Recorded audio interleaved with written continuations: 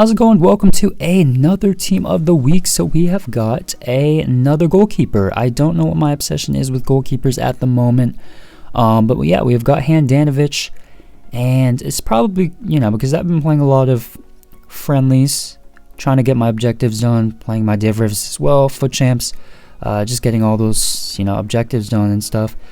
So yeah, with I guess people get a little upset with friendlies because of the level of play, I guess. But yeah, with goalkeepers, I feel like you can kind of get away with it because it's more based on the AI than the actual user. I mean, you still have some mechanics like the keeper movement, but you can still get a very strong idea of how keepers perform either way in game. And even when we were playing rivals, which was more than half the games, it is in elite division, so you're playing against some really good players who have good, relatively good shot selection. Now, Handanovic is one of three of the top goalkeepers in this area. You have Informed Szczesny, who I think is really good, and for me, the best goalkeeper in this area, in this game at least.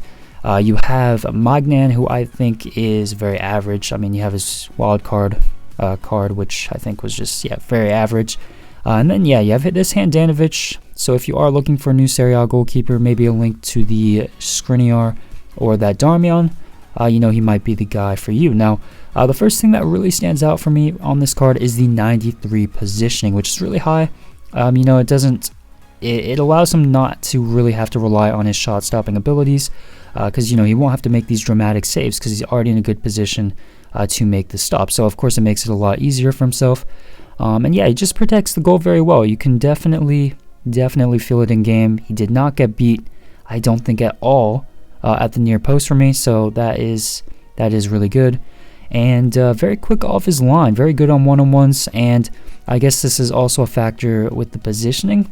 He kind of closes the angle that the attacker has, something as well that stood out, and makes himself very big. So very good positioning, very good off one-on-ones, pretty good speed, even though it's only 48. And then the low drivens, I thought he dealt with very well.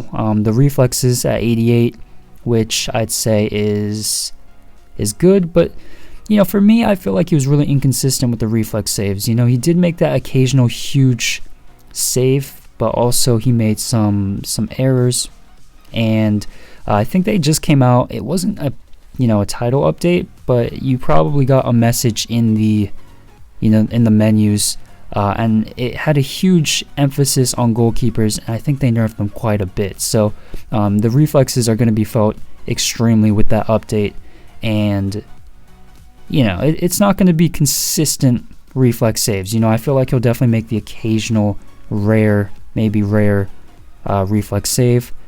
But yeah, I would really say in terms of saves, I'd say he just makes the fundamental ones that you would expect. Besides this one, this was his hugest error, and something you would expect in terms of reflexes to get maybe a hand on that.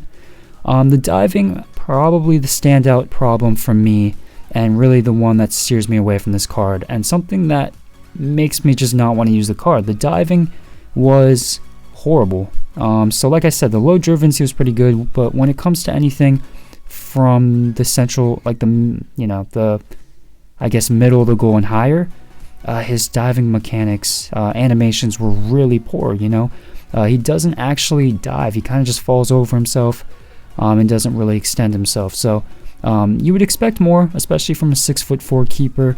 With you'd say he has a pretty good reach, but he just doesn't.